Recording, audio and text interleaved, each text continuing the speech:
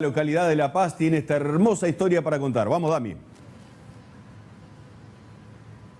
¿Cómo estás, Horacio? Así es, en vivo y en directo ahora contándoles este recorrido que estamos haciendo en una nueva localidad entrerriana. Bien lo decías, La Paz nos está recibiendo desde tempranito y ahora hemos llegado ya en horas del mediodía hasta la plaza principal, que tiene alrededores edificios muy importantes que están ligados fundamentalmente a la historia que se recuerda y que se ha ido escribiendo de esta ciudad y que fundamentalmente nos invita a conocerla. Es por eso que hemos elegido a una de las personas más conocidas o reconocidas de la ciudad, porque por un lado es médico, pero por el otro lado también es escritor apasionado por la historia de su ciudad, de su pago, me decía.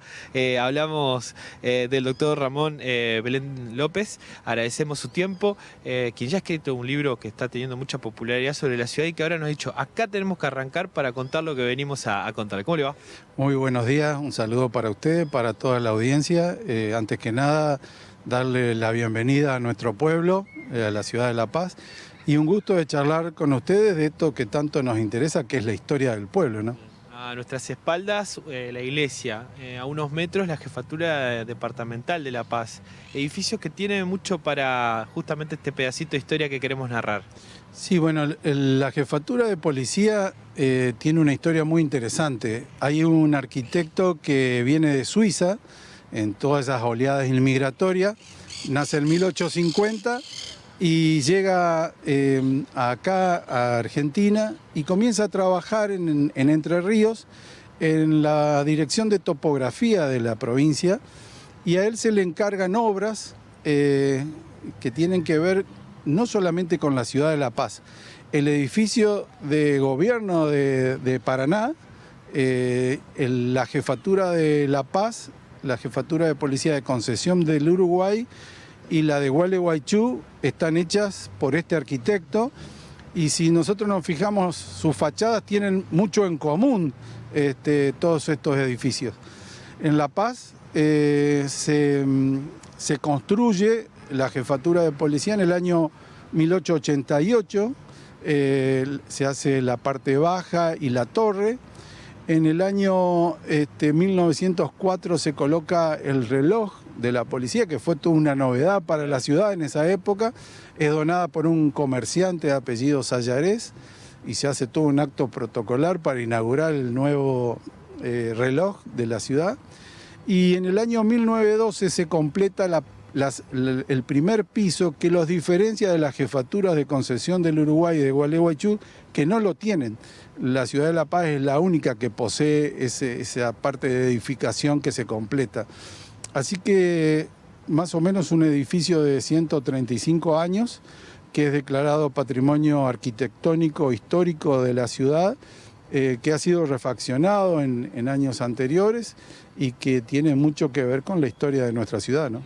Después vamos a lo largo de la semana van a conocer más detalles de la charla que tenemos con Ramón, pero quiero destacar que ese edificio puntualmente apunta historias muy interesantes y la presencia de personalidades muy destacadas de la historia argentina. Perón, por ejemplo. Sí, en el año 46 llega Perón a La Paz, a las 8 de la mañana arriba en el buque que lo trae junto a Evita. Ellos vienen en el marco de las maniobras militares y en el recorrido que hace Perón llega al edificio de la jefatura de policía y en uno de los ventanales sale y hace su discurso.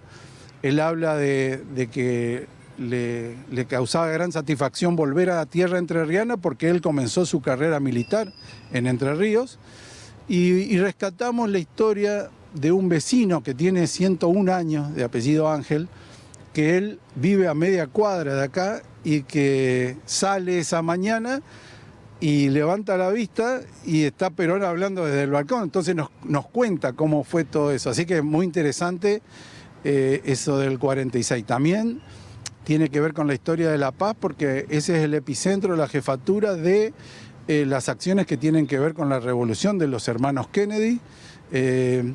Y en este bloque que estamos hablando, yo ligaría esto al otro edificio grande que tenemos a nuestras espaldas, que es de la parroquia.